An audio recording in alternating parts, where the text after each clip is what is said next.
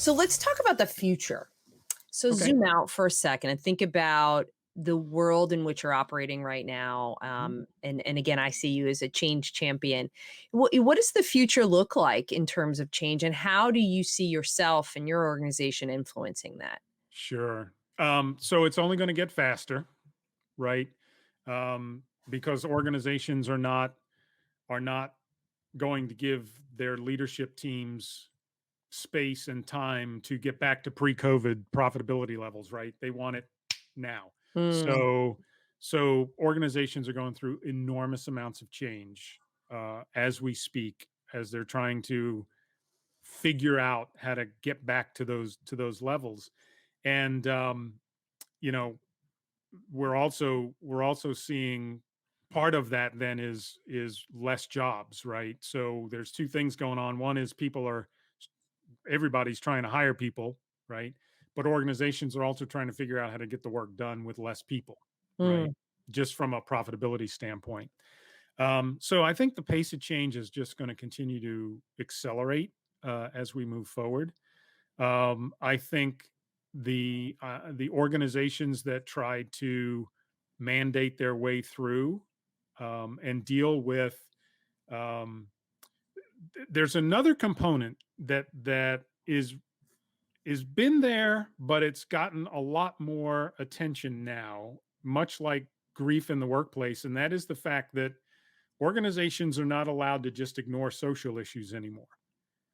And so that brings another component of emotion and change to the work environment, right? And so organizations that try to mandate their way through these things like diversity and inclusion, the effects of racism, um, as well as change and respect for people and all of those kinds of things, they're going to really struggle, right? Because folks are not going to want to come to work for mm. organizations like that, right? I was just reading an article in Harvard Business Review about the millennials and the Gen Zers are looking for organizations that really truly not just talk about ESG, but actually live it, breathe it. It's inculcated in the fabric of who they are as an organization, and that's where we can help, right?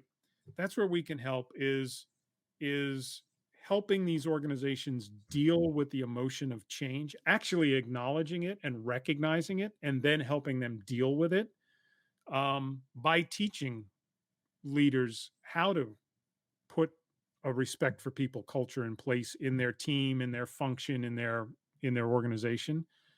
How do you what is emotional safety, and how do you get that put in place, and why is that so important? And Mm. and then also those two things won't matter if at the end of the day, even if I can get the leader to engage in the discussions and tell people that they want them to raise their hand and tell them if they're struggling, right? If at the end of the day the leader steps back and says, "Well, thanks for sharing all of that. Really sucks to be you. Now get back to work because you got Yeah. to pull yourself up by your bootstraps because we got work to get done around here. We don't have time for you to be staring off into space and crying over whatever the situation is, right? So, there's no crying in the workplace.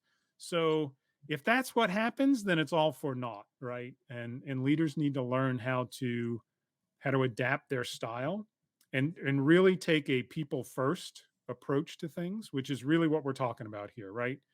We're not talking about stepping away from the mission. What we're talking about is how do you balance people first with mission always? Mm. That's what we help the organizations and leaders do. I love that.